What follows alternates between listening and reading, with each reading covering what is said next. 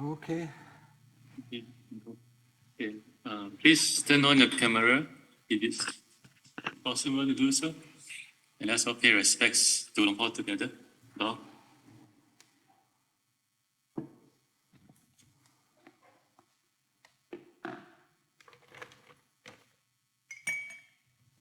So, Sani, how many people?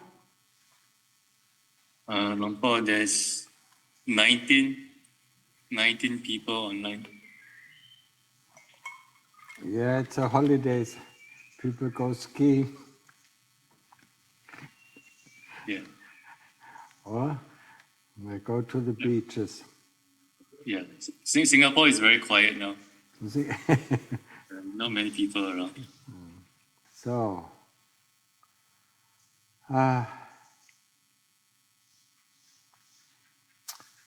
it's not easy. It's not easy.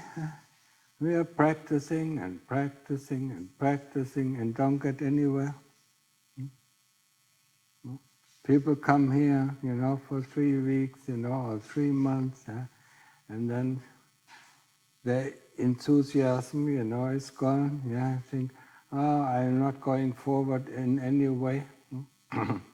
So I need to do something else, especially if you come from the West. Yeah, let's try and study. Yeah, maybe I can understand. Yeah, yeah. What do we understand? Yeah? We don't understand the truth. Yeah? We don't even know, if our understanding of the Buddha's teaching is the correct one. Where did the teaching of the Lord Buddha came from? It came from his heart. Yeah? So, if we want to know the true Dhamma, we have to go into the heart. And that is a tedious process. We cannot give up. Just because, we don't see any, in quotation mark, results, quotation end, yeah? We have to go, yeah? Just like when we learn to walk, that's why I use this example, yeah? When we learn to walk, we get up, we fall over, we get up, we don't get discouraged, yeah? Just like we do when we practice, we get discouraged, maybe I should go to another monastery, maybe I should go to another tradition, maybe I should go here, maybe I should go there. And there we start again, in the beginning it's good, and then after 2 months or 3 months, we hit the same dead end. Because of our expectations, we want results. We don't want to walk, yeah? But we want to have results, yeah? We want to see things, yeah? We don't know if we walk through the desert. When we walk through the desert, we don't see anything. Yeah, we just see sand dunes. Yeah, one dune after the other, and there's no end. There doesn't seem to be any end to it. But if you continue to walk, sooner or later, the desert will end. And then there will be meadows, or forests or whatever. Yeah. But we give up, we give up in the middle of it. It's not worthwhile, let's try a faster way, yeah? Let's try a shortcut, yeah? There is no shortcut, yeah? Except for the only shortcut that the Lord Buddha talked about. 7 days, of sati without lapse, yeah? Our sati, our sati lapses every moment, yeah? So we cannot take the shortcut anymore. Yeah, don't be discouraged. Practice. And the more we practice, it's the same thing. The faster we run, the sooner we get to the goal. Yeah. But we have to run, or we have to walk at least. Walk fast. If we walk, and then look around, have we reached yet? No. Yeah. And then sooner or later we give up. Giving up, is not in our vocabulary, yeah? Of somebody who is really interested in finding the way out, yeah? Or at least, going to the first stage, yeah? First stage of enlightenment, Sotapanna, yeah? And stream entry. It's not in our vocabulary to give up. We walk and walk and walk as long as we are in the right direction, yeah? The direction of samatha, yeah? And getting the mind calm. Yeah, and then, investigation. Investigation is the one that cuts the fetter. Yeah? Investigation of the body, cuts the third fetter, and cuts the fourth and fifth fetter. A super practice, cuts the fourth and fifth fetter. Fifth fetter, the fetter of greed and the fetter of hate. Yeah? But we have to do it for years on end. Yeah? And we cannot, every time, after 1 week we look around, have we cut it? No. Okay, go on, and go on, and go on, and go on. Determination, effort, yeah, endurance, yeah. That is the way, that let us go to the end, yeah. Without that, we don't go anywhere, yeah. Next life we do the same thing, yeah. We go here, we go there, we get frustrated, and then we give up, and then we start again, and then we look for this way out, yeah. Especially from our Western point of view, yeah. Yes, we study, most of us did study, yes, once we understand, we think we know. Yes, we know something, yeah. We know the Buddha's teaching, but we don't know the truth. Yeah? The Buddha's teaching is a pointer to the truth. Yeah? We understand the teaching, so now we have to follow the teaching and get to the truth. Yeah? We have to follow the pointer to the truth. That's it, yeah. And that is a tedious process, yeah. And if we give up, we have to start over again, and then start over again, and start over again. Yeah? So I see it, people come, and some of them or most of them want to ordain, and say, okay, stay here for a while, stay here for a while. After 3 months, let's look for an easier way. That's not the way, Perseverance is the way to get to the end of the path. Yeah, that's what I want to offer you. Yeah, and now that everybody is in tune, you can ask your questions. Thank you. Oh, yeah. Anyone who wants to ask the questions, you can raise your hand and unmute yourself. Who wants to go first? If not, you can type your question in the chat. I can read from the chat as well. No questions. Today it's very quiet, yeah? Can you hear me? Yes. Yes. Let me... Okay. Yeah. Good evening, Ajahn. Thank you so much for this opportunity. So my main question is that, I've been going on and off on this path, and I try to maintain sense restraint and all, and I try to practice daily. I sometimes increase my meditation, and I try to increase my meditation. I go to 45 minutes per session, and I do twice for these sessions. But my main concern is that I don't see any, increase. I get some calm in the meditation, during the meditation, but I don't really feel that it's a substitute for the pleasure that sense pleasures are giving me. I don't like the way, I don't like the indulgence in the sense pleasure, but it's just that the samatha meditation is not able to suffice me with the calm it provides, and I just end up deviating from the path, and I really lose motivation. For example, I get into the, how can I say? You understand what I'm trying to say. Basically, sensual indulgence is what I get into, and I really regret it afterwards. I don't really I don't see the point of anything afterwards, doing the thing, but then I also feel like that is the meditation really working for me?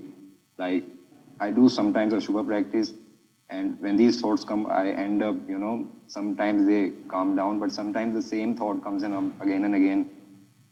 And, I try to show my heart that, like you said, show your heart and just keep observing it without any judgment. But then I still feel that why it's taking so long to understand, for my heart to understand.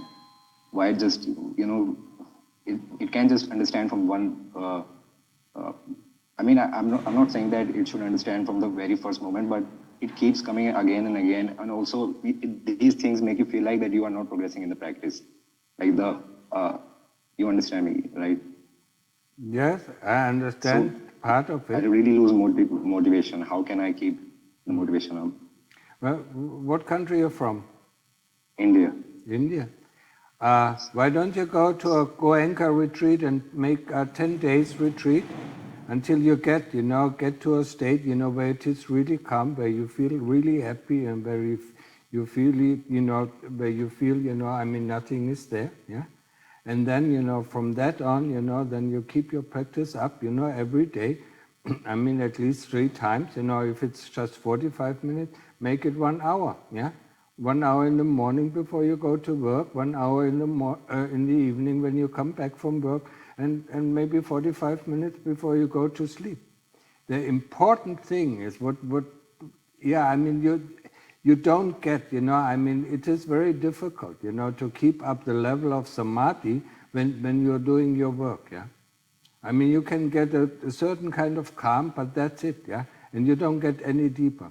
But if you do a 10 days retreat, yeah, for instance, a Goenka retreat, you get a little bit deeper, and then there is something, so you keep it up, yeah.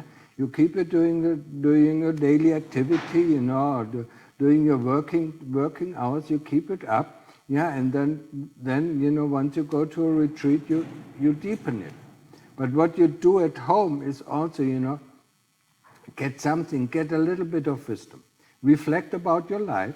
Reflect about, when you were born, when you grew up, when you went to school, and so on and so on. See the dukkha in your life, yeah? That is one thing that is very important. And understand what you're doing, why you're doing, and what the results of your doing is. And that is what I normally suggest for people who still work, but also for people who are in the monastery. Do the daily reflection. Yeah? Yeah? What kind of thought did I come up? What kind of feelings, what did I do then? What kind of feelings, what cluttered my mind? What was the result of my doing? Yeah? Don't judge it. Don't say it's good or bad. Just know. Just know what you were doing. Just know the results of your doing. Just know what kind of thoughts, what kind of feelings came up, and what kind of activities you did, and what kind of results. Yeah?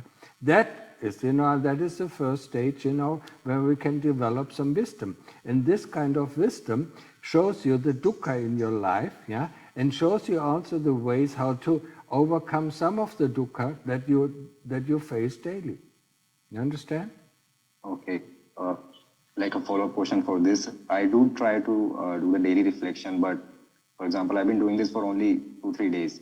And yesterday, like I heard from your talk that when you used to do the daily reflection, it took you around 1.5 hours or something. Meanwhile, it's taking me only like 2-3 minutes. So clearly, I'm doing something wrong. No. No. No. If you do, after 1 year, yeah, after 1 year, for 5 minutes, whoosh, yeah, it rolled down like a film, yeah. I saw everything that I did, I saw every thought, I saw everything, yeah. But for me, only the major events come up, like. Yeah, then you have to go, yeah. Then you have to go and program yourself for the next day. You want to have more sati, because if you don't have the sati, these minor events don't come up. Yeah? Yes, exactly. That's why that's why in the morning it is very important to make the mind extremely calm, and from that on until you go to work, be focused, be concentrated on what you're doing, and know when you walk towards work, know the movement of the body. When you take your bicycle, know it, or when you take a car or bus, know. When you take a public transport, close your eyes and stay with the Buddha, or stay with the breath, yeah. Keep that going, yeah. And doing your work, if it is 7 or 8 hours, yeah. Make some points, where you say, okay, now I drink a coffee or tea, I'm very mindful, only drinking tea. Yeah? When I eat, when I have the meal, I'm very aware of, what I'm doing. I'm not engaging in talks, nothing, yeah. I know, I did the same thing, yeah. I mean, people made fun of me, my colleagues made fun of me when I was eating, and I was really absorbed, in my eating. So they took this away and that away, and this, I just smiled, I mean, they don't know what I am doing, yeah, but I let them do it, yeah. So yeah. while I'm eating, I should focus on Buddha, or just focus on eating. Yeah, just focus on Buddha. Don't get don't engage, in conversations. I mean, just focus on the Buddha. When you drink your tea, the same thing. Focus on the Buddha, and be aware of the movement of your body as well. Okay. One last question is that whenever some disturbing thoughts, some like persistent thoughts come up in my mind, just out of nowhere, should I investigate? Should I focus on investigation of these thoughts, or just keep repeating Buddha, keep pressing down on the Buddha? Don't press it down. Just replace it with the Buddha. But you can investigate it. You should investigate it when it's always the same thought or the same memory that comes up. Yeah. If it's if it's random thoughts, I mean, forget about it. Forget. Yeah. But if it's the same kind of thoughts, a thought process coming up, then try to investigate what came before this thought. Yeah. What came before that? What came before that? What is the cause for this thought to arise? Because there might be something. There might be something that you see. There might be some interaction with some colleagues, or there might be something. I mean, you read or you hear. Yeah. Actually, this is the problem I've been dealing with. I can't really reverse the thought, what came before this thought. It's hard for me to get to the cause. Sometimes the most I can get to is the restlessness is causing my intention to go do this and do that. Maybe it's just my assumption. Yeah, don't fall for the assumptions. You really want to know. Yeah, you really want to know. The heart knows. Once the heart knows, I mean, it is fixed. You cannot waver. Yeah, I mean, the heart never wavers. Once the heart knows, it doesn't waver. Yeah, I mean, your assumption. Yeah, I mean, if you want to see if something, if an insight, is true. Yeah, I mean, you just say, well, I'm not sure, and then you say this insight is breaking apart, and then it is, just coming from the kilesas. But once the heart knows, it knows forever. It doesn't waver. Yeah. So you can say, no, it's not true. No, it's not true. But the heart knows it's true. So I mean, this knowledge is this is fixed. Yeah. Okay. Yeah. Okay. If I have more questions, I'll ask later. I have to see. Thank you so much. So, Sani, more questions? Now the voice too. Yeah. Now it is. Yeah. There was another voice. Okay. So, what is your trouble? You had a nice Christmas or what? Yeah, it was good. Busy, very busy, but it was good. So, what's your question? I've been trying to keep up with my meditation, but it's more difficult. My trouble right now is that I feel very tired usually, and even if I sleep well, I still feel tired. So I think it's mentally tired more than my body is tired. But when I try to do my meditation, first I get very fixed, and it's a bit weird maybe, but I get hurt in my eyes because I'm focusing too much, and then my eyes hurt, and then I can't focus, and then later on when I push through, then I suddenly get a feeling of or I'm more in, and I feel lightweight, and I feel calm, and I feel everything is good. And then I go out because I think, oh, this is nice. And then, I'm out. And then I try to go back again and not be interfered by my thought. And then suddenly I feel super, super tired. Then everything, how light-weighted I felt is suddenly gone. And I feel super heavy. I feel like I can go through the ground. And I just feel so tired. And I just feel like I want to sleep, and I don't I feel like I can't fight it, and I try to catch the moment when it happens, like when I start to feel tired, to try to catch it and just push through. But it's Difficult. hard. I'm not sure if I should proceed and just practice and practice, or if there's any other thing I can do. Check, where is this tiredness coming from? If you don't see, if you don't see the thought, that leads to this tiredness. I mean, when you're really tired and you feel you cannot concentrate, then think about something exciting. Yeah? Anything, I mean, that you like to do, or like to watch, or something like that. And if the energy is coming back, then I mean, the kilesas, tricked you into this feeling, yeah? And then, once you have the energy back, then go back to the Buddha. Understand, because it might be out of boredom, and probably that is one of the points. Yeah. But at the same time, I feel tired. Like during the day, right now, I slept okay. Yeah. But I just feel tired all the way. I don't even another thought or what. Nothing makes me exciting at the moment. Not in a depressed way. I don't mean it like that. Yeah. But I just feel overall tired. So I tried that trick to see if it is boredom, and of course that's part of it again. But I can't figure it out yet. Don't try to figure it out, try certain things there.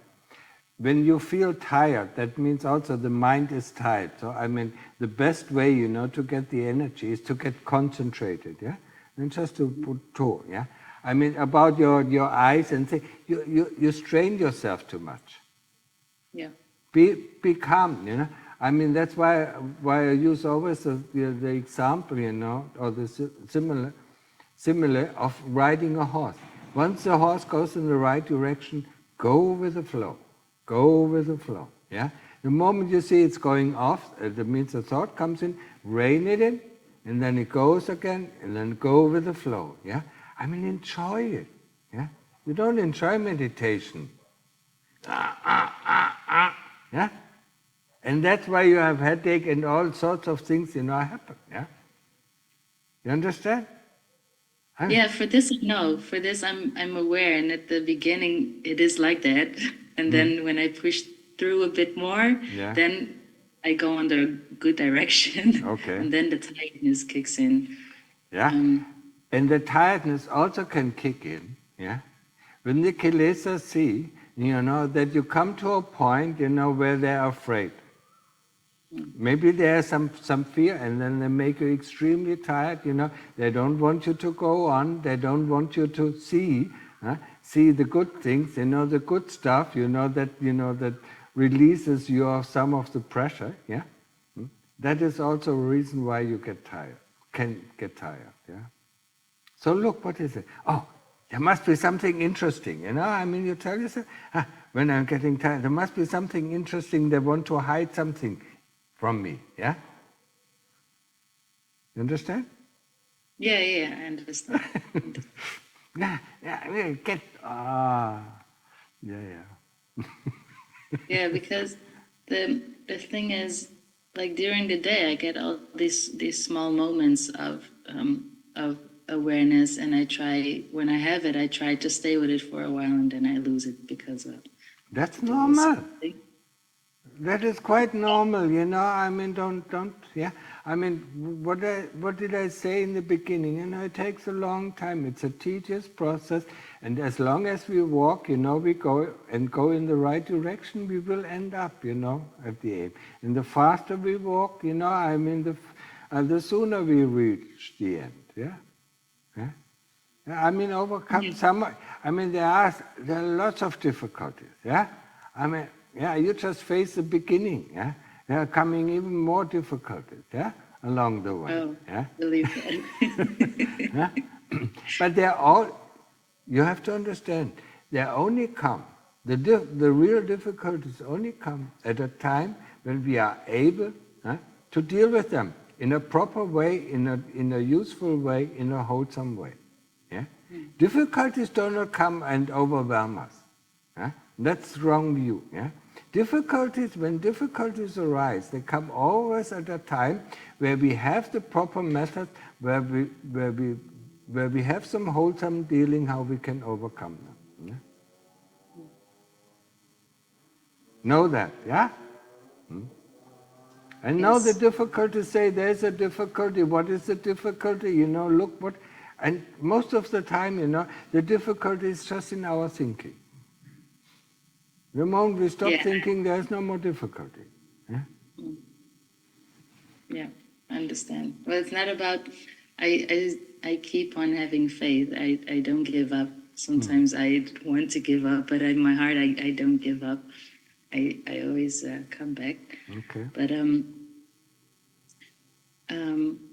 yeah, well, what I wanted to say is during the day, it seems like I increase in being mindful. I feel like I have more moments that I'm mindful, and I think it's because I try to do the daily reflection as well. So during the day, I notice more, but yeah, when I try to have formal practice, then... Yeah, then you have to go really through the difficulties, yeah? See what is going on, yeah? I mean, when you reach a certain stage of calm, why does it suddenly switch into, tiredness, yeah? I mean, there must be some, yeah? The kilesas only can do things, when you approve of it or when you are not aware of it. Yeah? Mm-hmm. So they switch into a tiredness, that comes, and then you But if you actually, concentrate back, okay, just, you just, I mean, you can open your eyes and it's just, okay, just one Buddha, yeah? So you're focused again on the Buddha, or you're focused on the breath, and then do it 3 or 4 times, or do something, think about something that is exciting, For women it's always shopping, yeah, want to have some new things, and so on, yeah. Yeah? Think about that, and then, once you got the energy back, go back. I had a few more questions, if that's all right. Yeah. When I'm at work, I try to be mindful as well, or sometimes these things just come, like sometimes I have a colleague which has a really different way of working than me, and sometimes I feel annoyed by that. And I try to just look at myself, like what is happening, and it's not about this colleague; it's within me, of course. No. Yes. Oh, of course. Yeah. I saw you shaking, so. Yeah. But, no, it is, of course, it is you. It is something that you reject. Because of views and opinions you reject. Yeah. Of course. And I try to be aware, but then sometimes I feel I'm not sure really what to do, because I work with teenage refugees, and we work on a group, and we have to make them feel like home. And when we have very different ways, it's quite difficult. So we have to really communicate and make and be on the same level a bit to have it. But sometimes I'm not sure whether I should just let it be, and it's my different opinion. I just let it go. And sometimes I don't know when to take action on something. And I have that with a lot of things. Even when something happens, I feel like, well, this just happens, and I try to reflect on what is happening, or try to see what is happening. But then I don't know, or should I just observe what's happening, or should I take action? And that is quite difficult for me. What to do? I mean, that is I cannot suggest, but sometimes you just ask this person. I mean, I'm doing it this way, you're doing it this way. What is the reason why you're doing it this way? Yeah. What is what is the advantage? Yeah. And maybe then you change your way of behavior if you see, I mean, that might be more advantage. Of course. Yeah. Yeah, of course. I do like that, of course. Yeah. But Yeah, that is the action, yeah. I mean, speaking is action, conversing with the other partners, I mean, what do they see? Why do they think, this is more helpful or this is the way to go, yeah? I mean, if you don't agree, you don't have to say, I agree, I said, I'm just of a different opinion, yeah? And then leave it like that. yeah, of course, but then we have to take action because we have to work together on the group and make something work. So sometimes we have different views Yeah. or opinions or something, but yeah, what to do next? Yeah, then Sometimes I feel like, well, that is her view and opinion, and I respect that, and that's fine.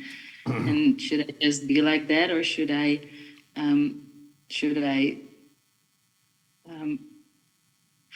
well, not force my opinion on her, of course, but well,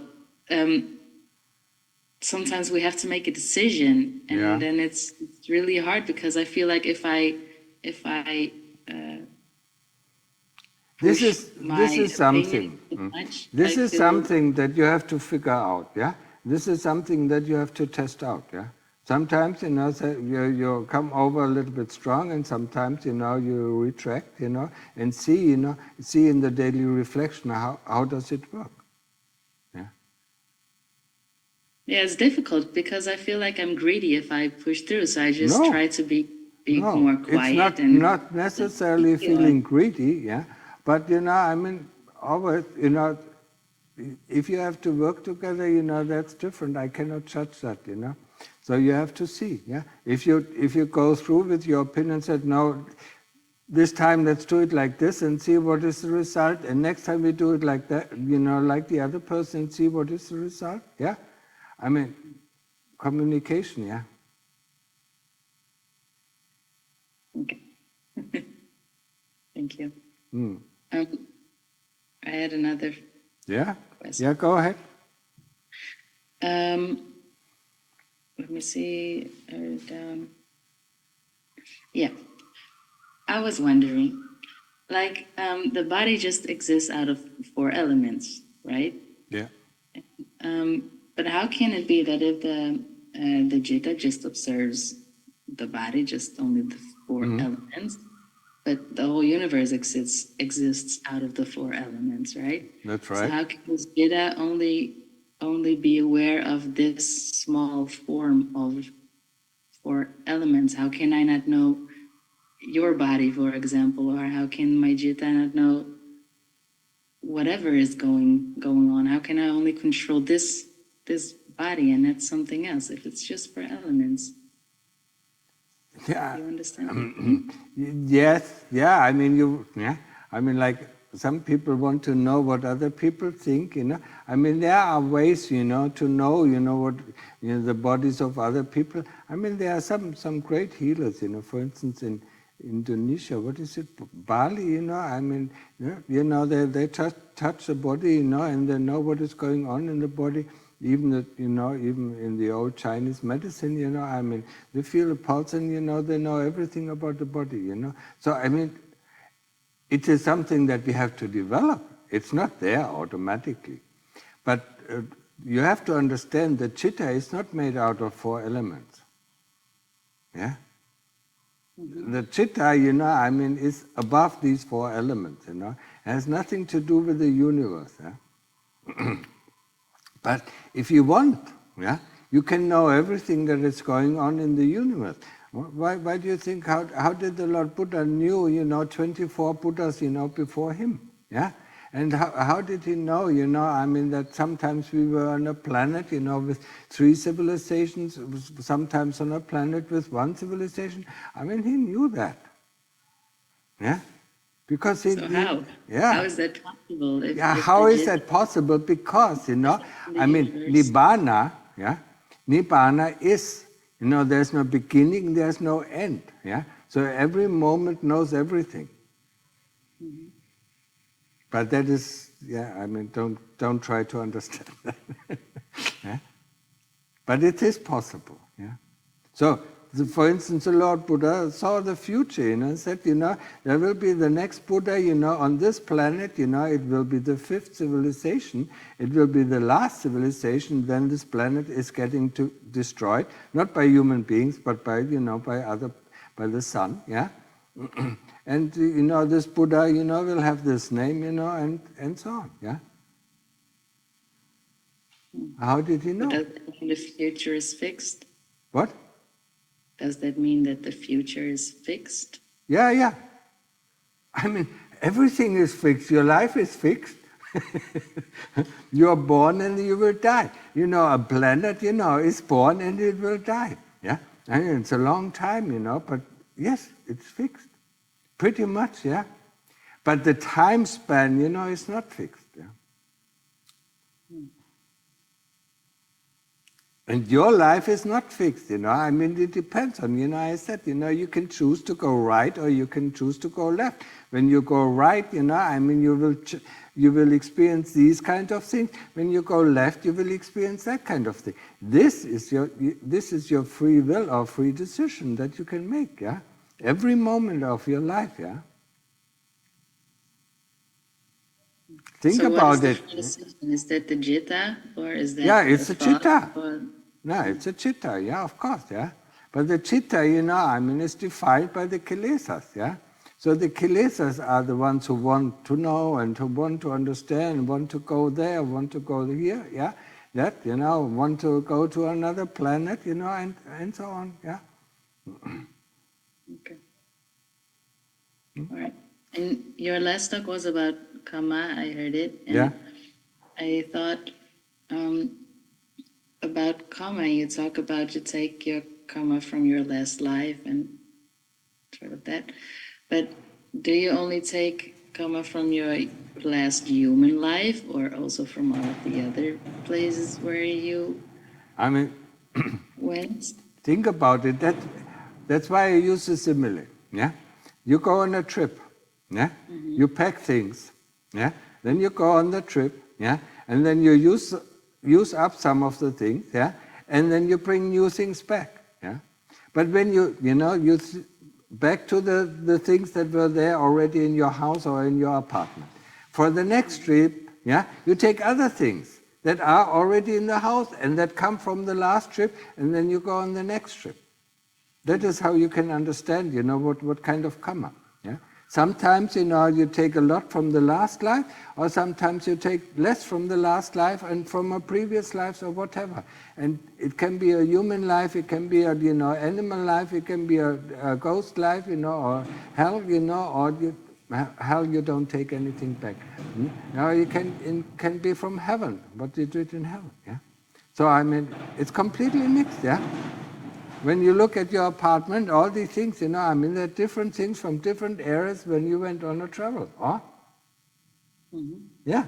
So you take things, sometimes, you put them back, said, I don't want to see them, and you take these things, and you put them in front, and then you put these back, and put them in front. Yeah, it's the same thing.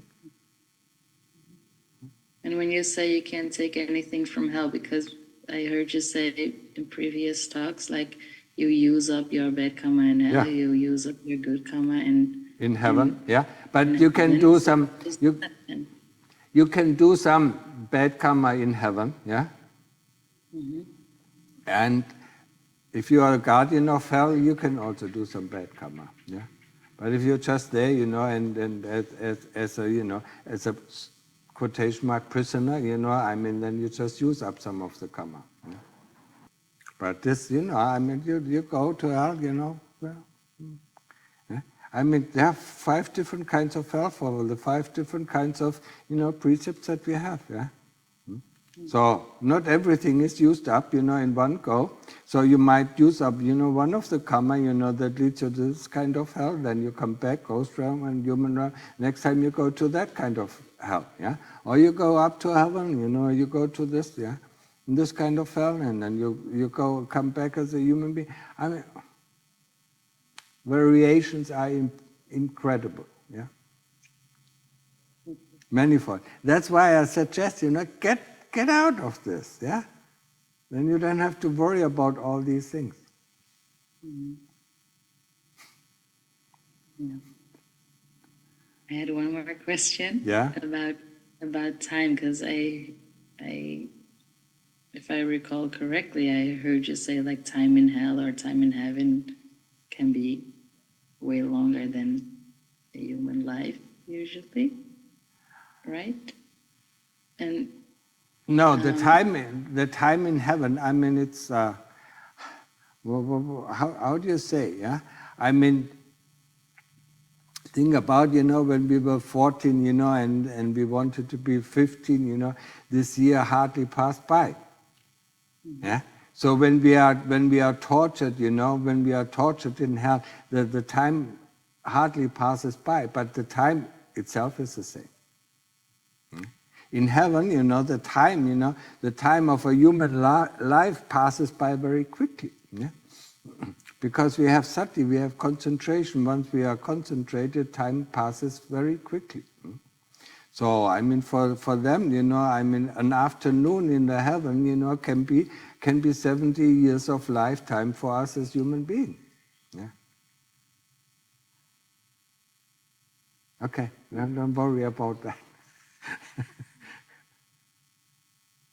But is that because they say like when a person is far away from Earth, for example, when a person is very far away from Earth, then time or 1 year over there. No, that has nothing to do with it. Something like that, right? No, has nothing to do with it.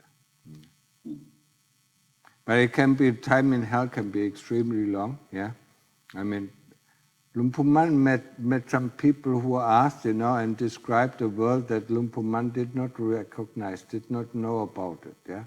So, I mean, they have been in the hell, for 10,000 of human life years, or 20,000 years, when there was another civilization, yeah.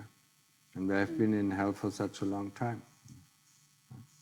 And, some yeah, the Sakka, at the time of the Lord Buddha, I mean, yeah, I don't know how long he was just born, I mean, 20 years ago, he is in a human life, yeah. So, I mean, they live for a long, long time. They see, Buddha's coming and Buddha's going, but sooner or later, they will be reborn as a human being or go to hell, whatever there is coming. I don't worry too much about this, just go your way and get the hell out of there, yeah? Huh? Get the hell out of the Jauchegrube. You understand Jauchegrube? Jauchegrube? No, I don't understand. I mean, the farmers, the cows, I mean, all this shit, is in a groove, yeah? And it smells really bad, yeah?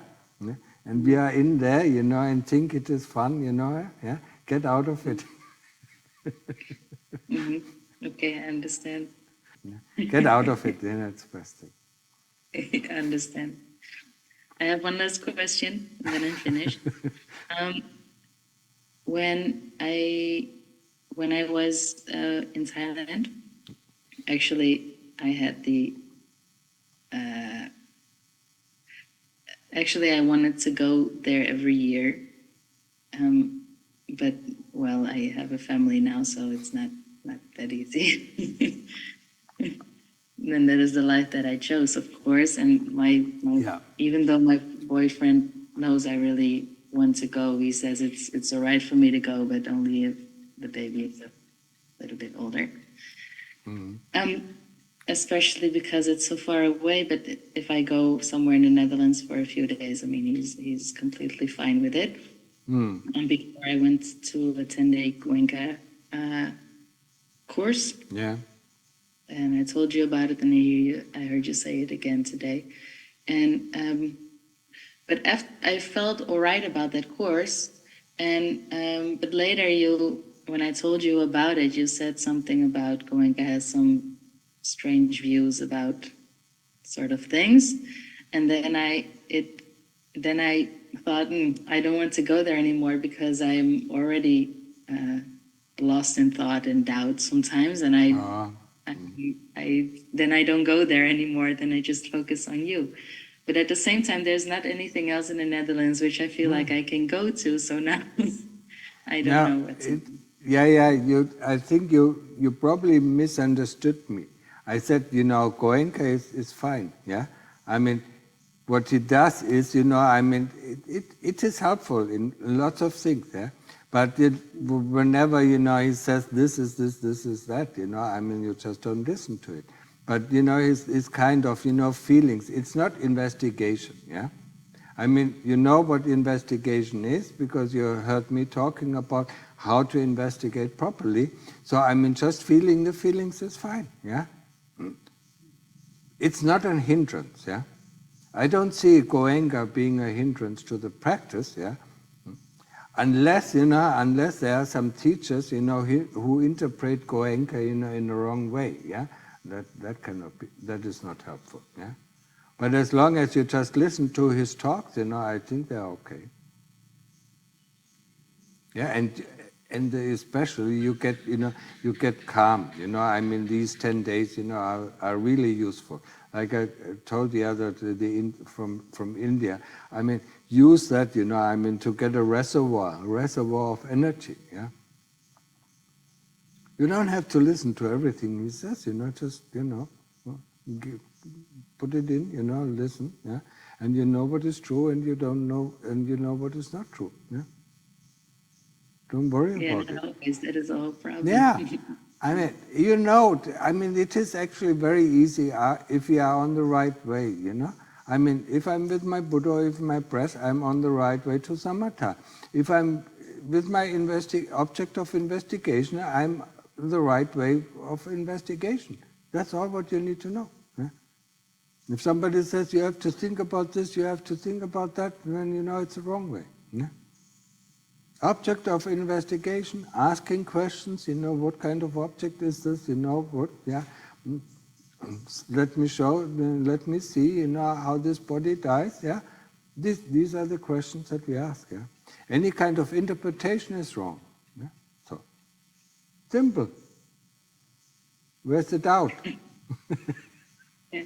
No, but that is what I like about your way of teaching, because you're very short and direct, and it really helps me because mine can go everywhere, and you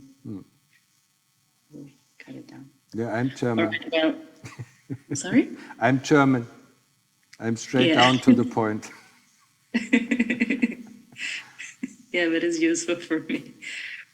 Well, anyway, I can go on with questions, but I think this is that's enough. Okay, so, next time. Thank you. Good evening, Ajahn. I hope you remember me. I came last year in Thailand. Hello? Can you hear my voice? Yeah, I hear you. I hear you clearly. Yeah, so now my practice is not going like I'm not doing only. Before at least past 6 months, I'm just not able to practice. I don't know why, but I'm not sitting only to sit and practice. Before I used to do at least 1 hour or half an hour. From 0 to I was gone to 30% at least, but now I feel I'm not. My heart is not ready to practice. It's like you do this, you do that, you have some other work, you do that, you finish that work. This is not so important, this will happen. You just have to keep in mind. I don't know how do I keep my balance between this thing. Calm down. First thing, calm down. Yeah? Yeah. Was it you who wanted to ordain as a Michi, or? Yeah.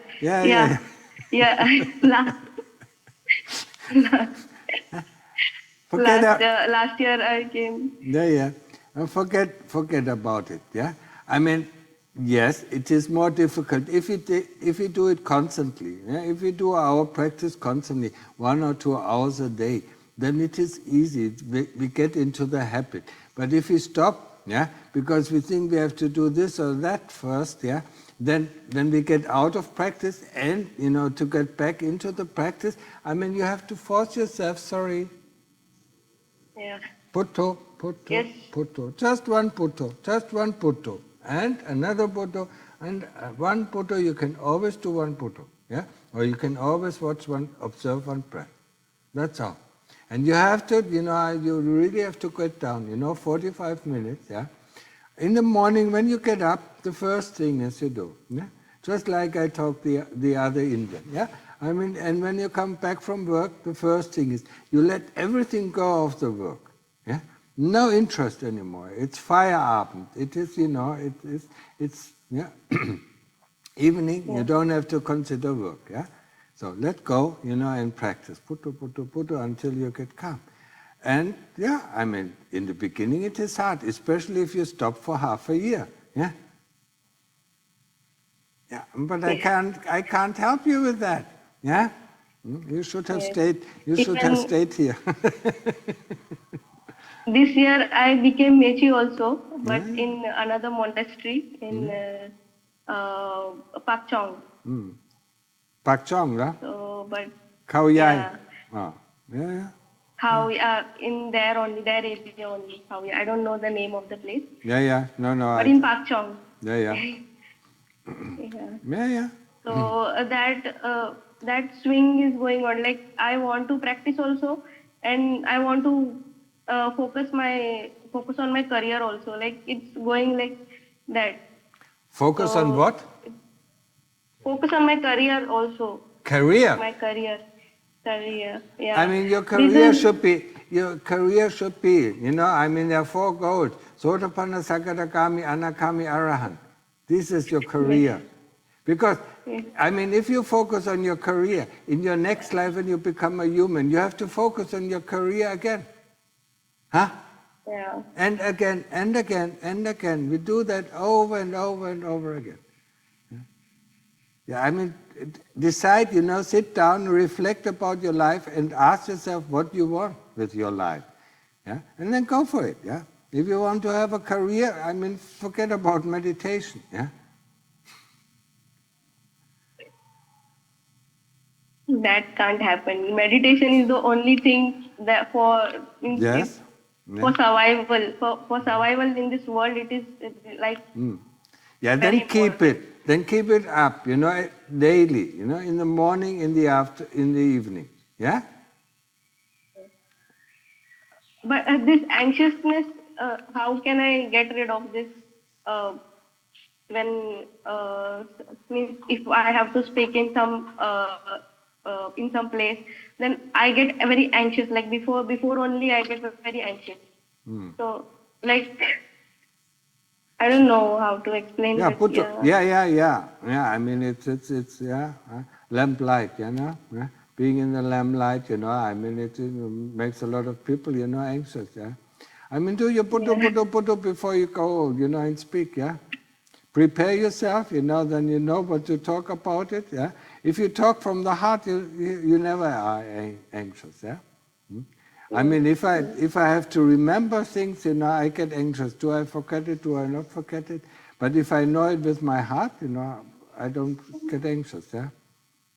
But do putto before it. Calm your heart, and you're not so anxious again. Yeah. Okay. Okay. Thank you, Bhante. Anyone else with questions you want to ask Longpo? Okay. That's good. Yeah. Thank you, Dhamma, for your teaching. I have a question, and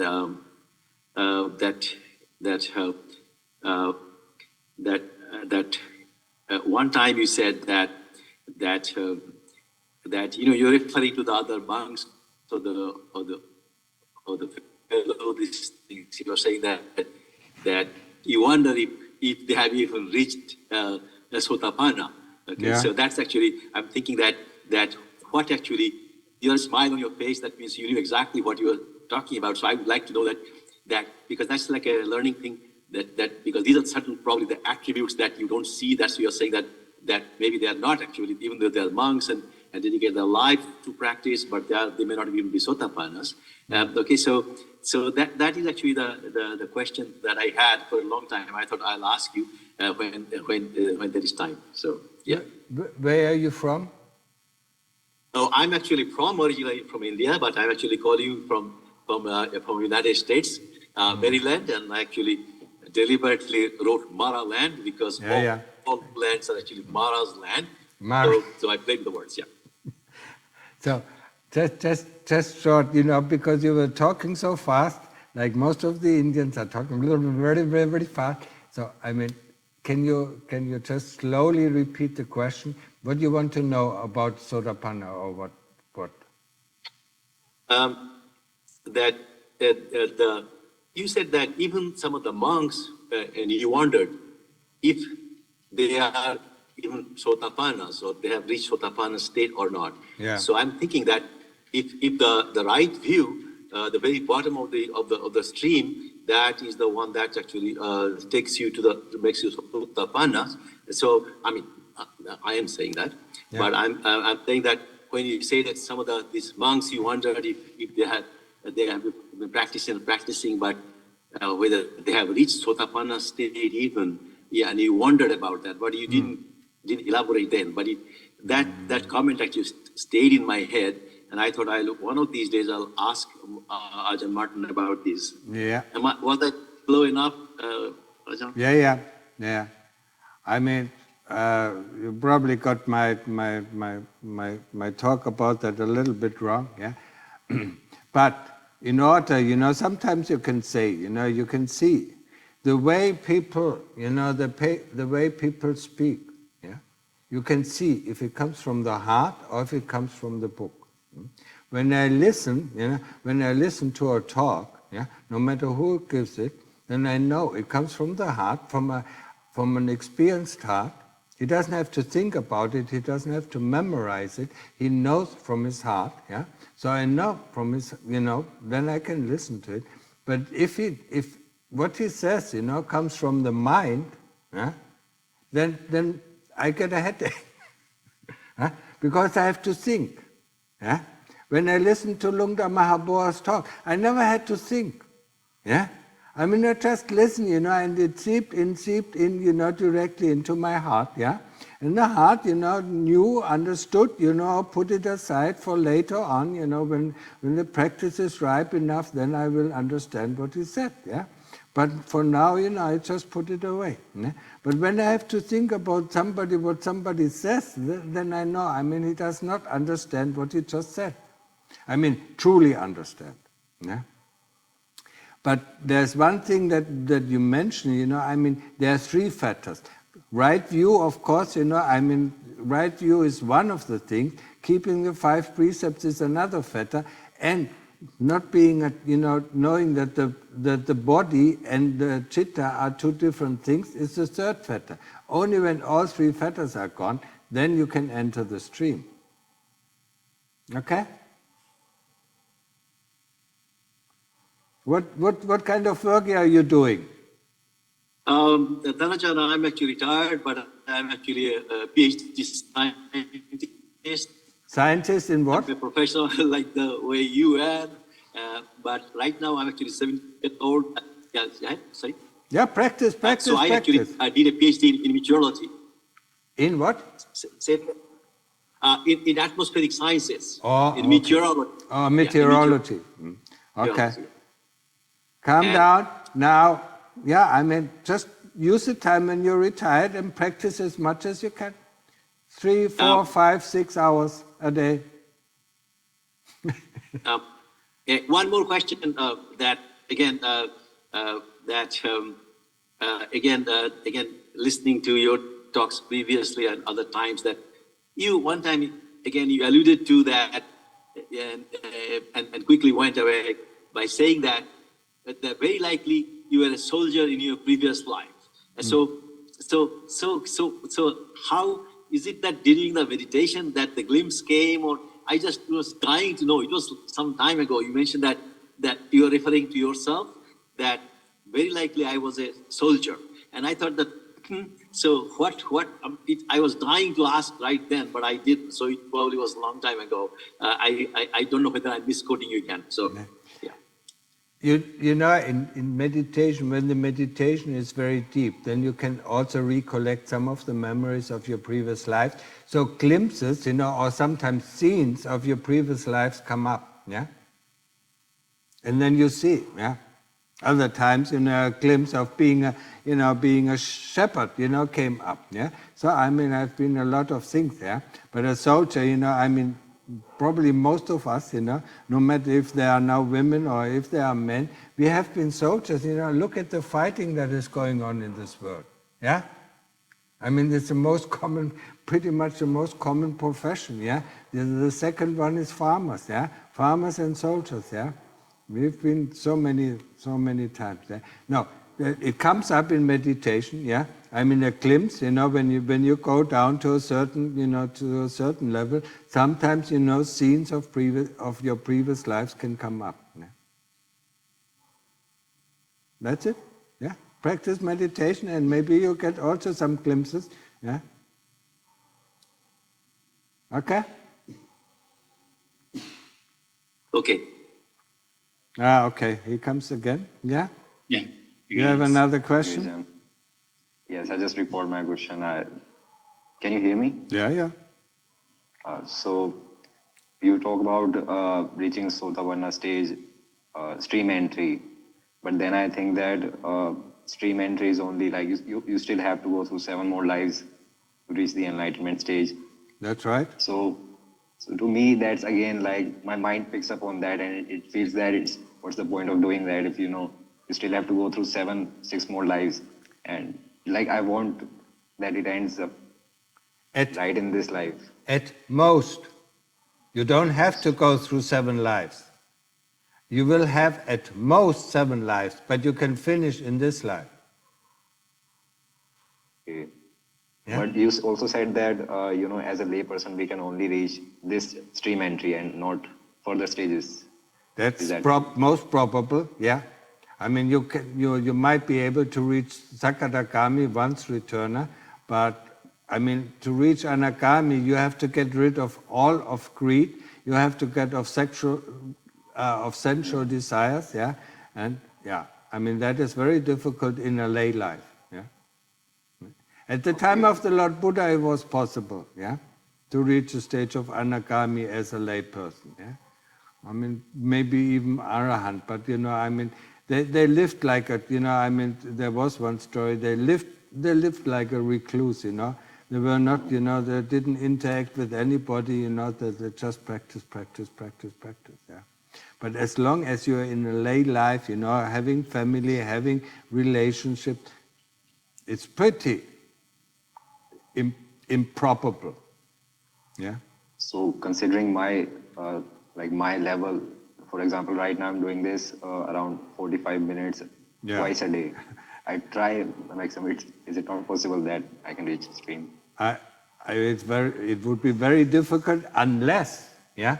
I mean, I don't know what is your previous life. Unless, you know, you were very close, yeah.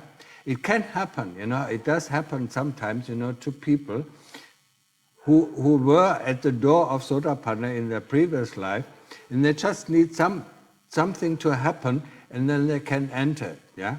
So I don't know, yeah. I mean, it can happen, yeah, but it doesn't have to happen, yeah.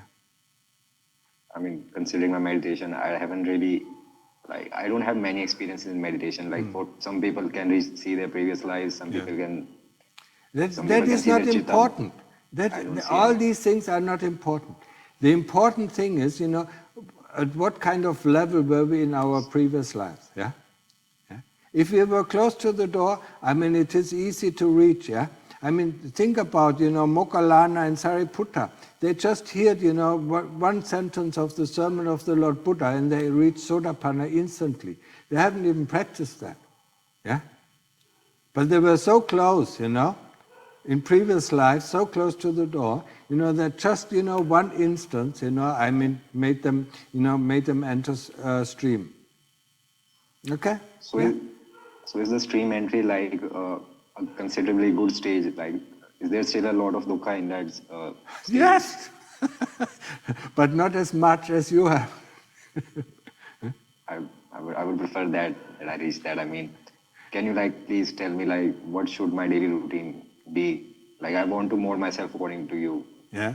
I don't have any guidance. If I just consider myself as my own, supervisor, I can't really follow my own rules and guidelines. I need someone to command me. Yeah. Yeah, I mean, as I said, yeah, I mean, from 45 minutes, turn it up to 1 hour, yeah, 1 hour in the morning, 1 hour in the evening, then daily reflection, yeah, and if you can do it, half an hour before sleep, yeah, and then at least three or four times, a year, go to 10 days retreat, two times, yeah. And then try, try to get a big break, for 3 or 6 months, where you just do it. Yeah? And then it might be possible. Yeah? Okay, so next question is that, like I told you about my first question, that sometimes my practice degrades, or sometimes these indulgences happen. So I want to know the effect of these indulgences. Like, do these indulgences really degrade my practice? For example, 2.5 months, 2-3 months, I'm practicing sense restraint. I'm really focusing on meditation, and my sati is also quite well. But then you have these 1-2 days of falling basically for the tricks of avidya, or you can say. So these just 1-2 days is like make me question my practice from the start. Like they make me think that what's the point of all that struggle and restraint if you couldn't pass the final test, for example. This was considered, like this happens in my mind, this runs in my mind. What is the final test? Like, if I'm failing for if I'm falling for the sensual pleasures, so that means I'm obviously, like this is a moment of test, right? No. I mean, be kind to yourself, yeah? These are very strong desires, yeah? I mean, if you see that you fall for it, yeah, try to have awareness, and once it is over, the indulgence is over, I mean, instantly reflect upon, yeah. What was, how was my heart, was it hot, and then I did this, and it relieved it a little bit, but is that what I want, yeah? Ask yourself, yeah? I mean, wisdom is the only thing that can cut these things, yeah? I mean, saying no, I mean, this does not cut, it makes it less and less and less, yeah? But it does not cut it. So investigating your indulgence, is very important, yeah? Okay, now let's go for it, I mean, you want to do it, yeah? Let's go for it, but with sati, please. With awareness, what is going on in my heart, what is feeling, what is my mental state, yeah? And, once it is over, what is the result, yeah? And you do that not only one time, you do it, over until you understand, this is really useless, yeah? Because before, before my heart heated up, I mean, I was okay, yeah? And afterwards, I'm also okay. So, but the whole thing, didn't bring me anything. Yeah. You have to investigate that. Yeah. But then try not. I mean, if you don't have to follow, don't follow. Yeah. But if you think you have to follow, then follow it with sati, with awareness. And then afterwards do reflection. Okay. Okay. Okay, one last thing. Just one last question. Let me recall.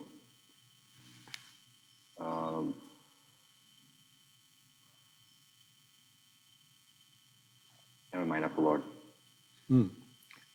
I mean, I would suggest, what part of India? West, east, north, south? Central. What? North, central. North, central. North, Delhi, yeah. Yeah, I mean, it's not so far to fly to Thailand, and stay here for 3 weeks, yeah? If But you I can can't manage. right now, I'm a student, I mean, yeah. I still need to earn. Yeah. Come here, I mean, yeah. I would definitely come like once I start earning. Okay, Thanks. so.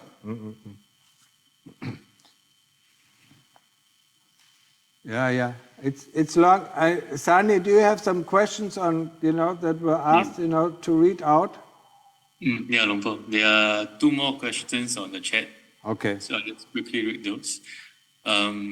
My question is, what is the best mode of practice day to day during work and family duties? I have young children and do not get more than 1 hour per day of formal meditation.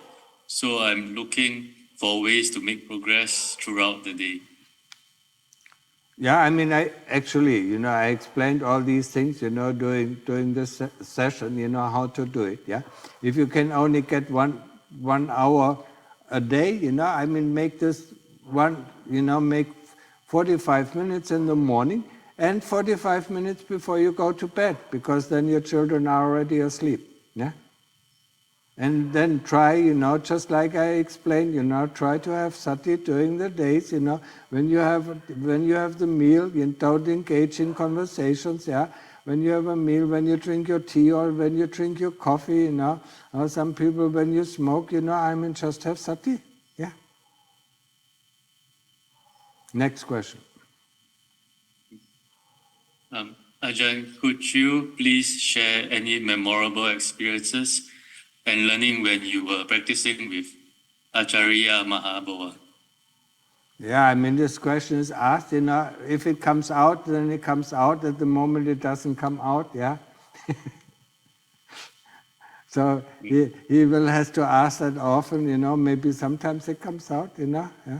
Most of the time, it won't come out, in the Zoom session, but sometimes in a talk, I mean, I remember something, that Lungta Mahaboa taught me, yeah.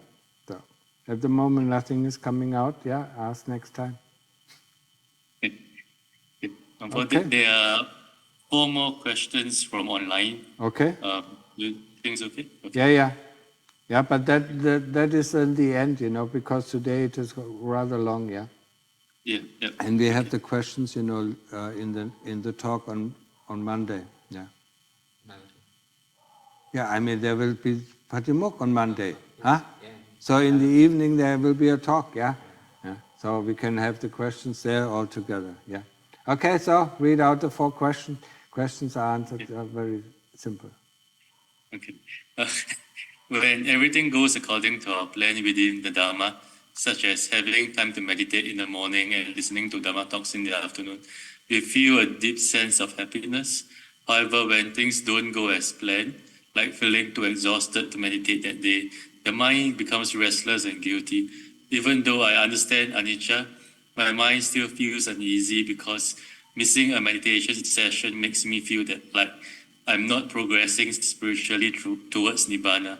What is the right mindset for us to cultivate such situations? Thank you. Not the right mindset, yeah, but what it is, I mean, even if it is difficult, you have to sit down and meditate, yeah. And you already said, I mean, if you are not meditating or if you're not practicing, your mind gets unstable. I mean, you already see the result of not doing your practice, yeah. So go ahead and do your practice. Yeah?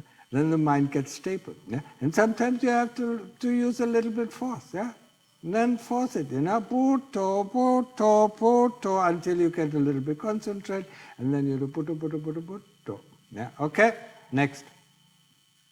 Dear Ajahn, our job is to observe the 5 khandhas, such as this is a feeling, this is a memory, and so on. But after we observe, what should we do next? Thank you, Ajahn. Nothing. Just there is a feeling, know that there's a feeling. Yeah? I mean, be aware of the feeling, know that there's a thought, and then go back to the Buddha. Yeah? Simple. Okay? Next question. Venerable Ajahn Martin, how much thought should we give to our posture for sitting meditation? I try to meditate in a half lotus position, but since I've been learning about meditation on my own, I get swamped by doubts regarding my posture. I know we are advised to pay attention to the breath and ignore the Kilesa Broadcasting Corporation, but I imagine that staying too long in a bad posture can cause long-lasting damage. I wonder if there's any procedures to ensure that our posture is right and we can stay for a prolonged time without causing any harm. Thank you so much for all your teachings and efforts. No, don't worry about your posture. You know, the kilesas are tricking you, oh, I'm breaking my leg if I sit in half lotus. You don't break your leg when you sit in half lotus. And especially when you watch a movie for 1.5 hours, you don't break your back, yeah? You never think about that, when you watch a movie or when you go with your friends eating, or go into a pub, and sit on a chair, or on a stool, you never think about, I'm breaking my back, I do damage to my back. But when you sit in meditation, you only think about the body, yeah? Welcome to the world of the body. Don't worry about the body, worry about your Buddha, worry about the breath. That's it, yeah? Half lotus is good, it gives you actually a very good concentration, yeah? Full lotus is even a little bit better, yeah, but that's okay, yeah? Or even, cross-legged, it's also okay, yeah? Don't sit on a stool, don't sit on a chair, because that doesn't give the right center. Yeah? That's all. Yeah, don't worry about it. Yeah. People never worry about when they sit and eat, when Sani sits and eats with his friends, he never worries about, I'm breaking my back. Or sometimes, we have a conversation, over 2 hours, I have some conversation with other people. We never think about breaking our leg or breaking our back or, doing damage to this body. Okay? Yeah, okay. The last question. Okay. During a walk or while driving, I could hear myself repeating Buddha in the background. What am I supposed to do? You mentioned if we stay with the Buddha or the breath, then we are on the right path. Yes. Yeah. Okay. Even if it's in the background, you're still aware of it, try to bring it in the foreground, that's it, yeah. But as long as your Buddha is in the background, there's no thoughts in the background, and you're free of thoughts, free of worries, free of, anything, yeah. No, it's okay, it's good.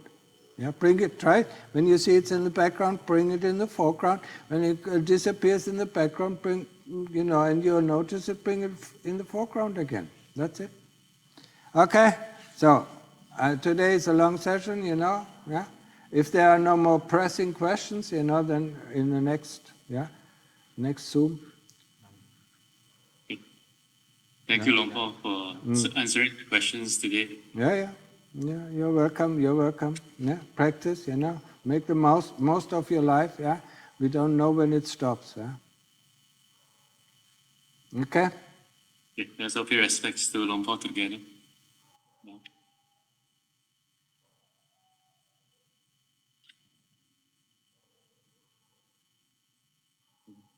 See you next time, Luang Por. Okay, bye-bye. Bye-bye.